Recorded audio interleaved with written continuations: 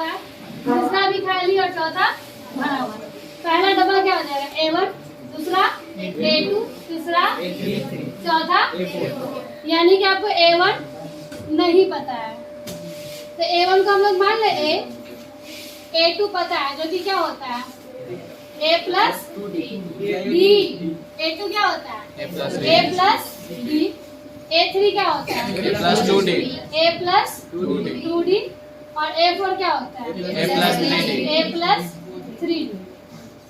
Question में आपको A2 पता है और A4 पता है तो इन्हीं दोनों का यूज करके इस क्वेश्चन को सॉल्व करेंगे। तो A2 बराबर क्या होगा A प्लस D। यहाँ पे A2 कितना है आपका 13, A की जगह पे A ही रहेगा और D की जगह पे D ही रहेगा और ये आ जाएगा आपका समीकरण A।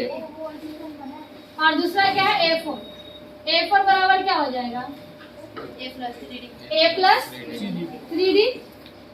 A4 की वैल्यू कितना है 3, A प्लस 3D ये क्या हो जाएगा समीकरण 2। अब समीकरण 1 और 2 को सॉल्व करेंगे। आप लोग चैप्टर 2, 3 में बहुत पढ़े होइएगा, बहुत सारा विधि है प्रतिस्थापन विलोपन तो उसके द्वारा पढ़ेगा सेम वैसा ही सॉल्व करेंगे समीकरण 1 और 2 से।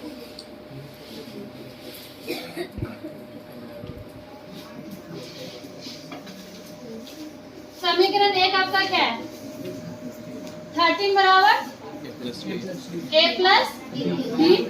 समीकरण 2 क्या है 3 बराबर A प्लस 3D।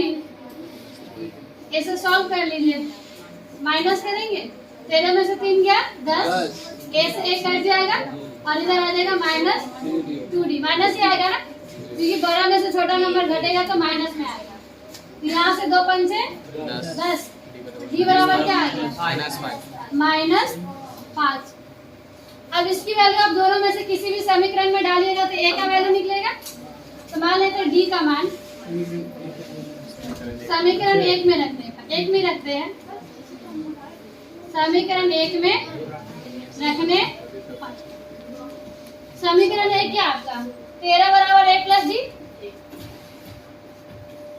यहाँ पे क्या आ जाएगा 13 बराबर A माइनस 5, A बराबर 5 इधर आएगा प्लस में तो 13 प्लस 5 कितना हो गया 18। यानी कि आपका जो A है यानी कि पहला डब्बा ये कितना आ गया 18।